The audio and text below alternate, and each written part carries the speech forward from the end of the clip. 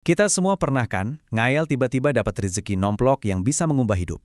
Tapi coba deh pikirin, gimana kalau kekayaan mendadak itu sebetulnya bukan hadiah? Gimana kalau itu justru sebuah ujian yang harganya mahal banget? Ya iyalah, pernah. Siapa sih yang nggak pernah ngayal menang lotre atau dapat warisan gede atau bisnisnya tiba-tiba booming? Itu kan impian kita semua. Tapi nih, menurut sebuah sudut pandang kuno, hal-hal kayak gitu tuh bukan cuma soal hoki. Ada sesuatu yang jauh lebih dalam di baliknya. Nah, dalam filosofi yang bakal kita bedah ini, fenomena ini tuh ada namanya sendiri. Kodrat eksternal. Gampangnya gini, ini tuh segala hal yang terjadi di luar kuasa kita, yang tiba-tiba jereng ngubah status dan hidup kita. Nah, disinilah ceritanya jadi seru banget. Oke, biar gampang, ini dia alur pembahasan kita. Kita mulai dari kelimpahan sebagai ujian, terus kita lihat ada dua jalan buat dapat keberuntungan. Setelah itu, kita bahas soal jebakan makanan cepat saji, bedanya dengan bantuan malaikat sejati, dan akhirnya, apa itu utang gaib versus berkah sejati. Langsung aja ya. Oke, kita masuk ke bagian pertama. Coba bayangin deh, gimana kalau kelimpahan itu bukan tujuan akhir, tapi justru sebuah ujian? Jadi begini, inti dari ujiannya tuh simple. Uang itu netral, keberuntungan juga netral. Pertanyaan besarnya adalah, pas kita dapat itu semua, siapa yang pegang kendali? Apakah sisi baik kita yang pakai itu buat kebaikan, atau malah sisi nafsu kita yang akhirnya jadi budak dari kekayaan itu sendiri? Nah, ngomongin soal ujian, ternyata penyelenggara ujiannya ini ada dua macam.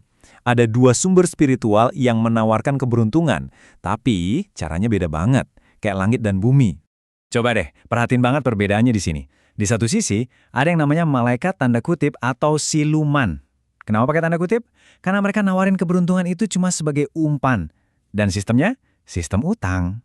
Nah, di sisi lain, ada malaikat sejati, para mukorobin. Tujuan mereka itu bukan bikin kita kaya, tapi pemurnian diri. Dan sistem mereka murni berkah. Beda banget kan? Utang lawan berkah. Oke, sekarang kita dalemin jalan yang pertama. Jalan yang penuh jebakan ini. Jalannya si malaikat tanda kutip. Pasti pernah dengar dong soal law of attraction, yang katanya visualisasikan aja kekayaan, nanti juga datang sendiri. Nah, menurut sudut pandang ini, keajaiban instan kayak gitu tuh seringnya nggak gratis. Ada fasilitatornya, ya entitas-entitas yang nawarin jalan pintas ini. Dan sistemnya, ini nih yang menarik. Digambarin kayak MLM spiritual. Coba lihat. Pertama, mereka kasih cheat code biar keinginan duniawi kita terwujud. Terus kita sebagai manusia jadi kecanduan sama nikmatnya. Habis itu apa? Kita mulai muja-muja sumbernya.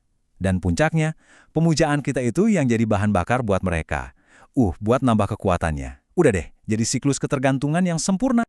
Nah, ini dia analogi kuncinya, inti dari semua pembahasan ini. Dengerin ya, memvisualisasikan kelimpahan demi kepuasan egois sama seperti mengonsumsi junk food spiritual.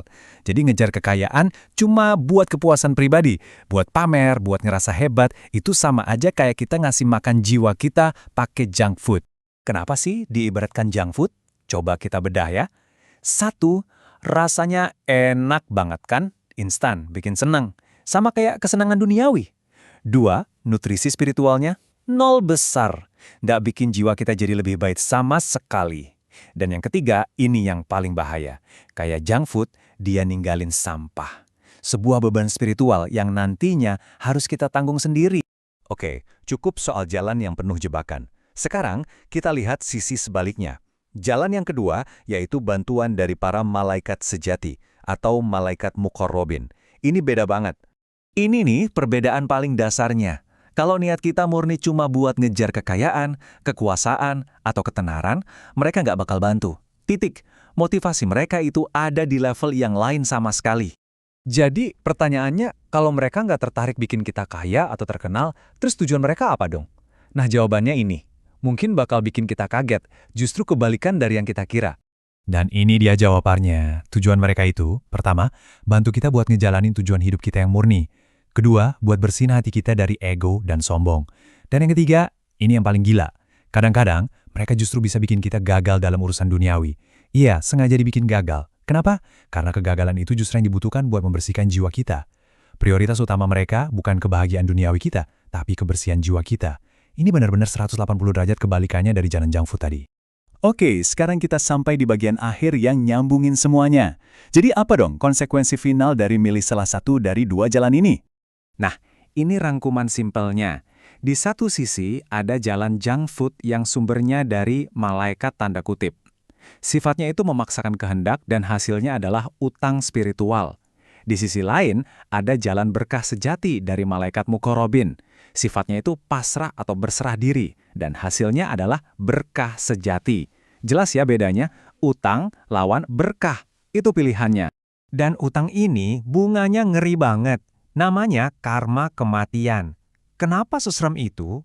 Ya karena dengan ngambil jalan pintas, kita itu sebenarnya lagi ngerusak skenario ujian hidup yang udah dirancang khusus buat kita.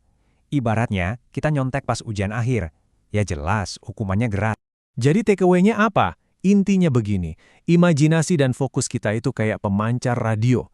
Kalau kita terus-terusan mancarin sinyal gue pengen kaya, gue pengen berkuasa, cuma buat ego, ya jangan kaget kalau yang nangkep sinyal itu adalah entitas-entitas yang memang main di frekuensi utang tadi.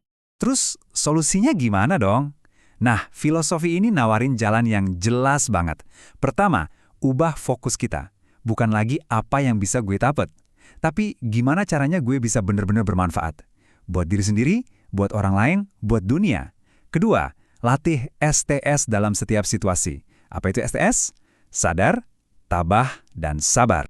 Nah, cuma dengan ngubah fokus dan niat inilah, kalaupun nanti kelimpahan itu datang, kita bisa yakin itu datang sebagai berkah sejati. Berkah yang murni tanpa ada embel-embel utang gaib yang harus kita bayar. Jadi, sebagai penutup, saya mau tinggalin satu pertanyaan buat kita renungkan sama-sama. Kalau besok, tiba-tiba kelimpahan itu datang ke hidup Anda, sekarang Anda punya bekal buat bertanya ke diri sendiri, ini berkah atau ini utang? Coba direnungkan.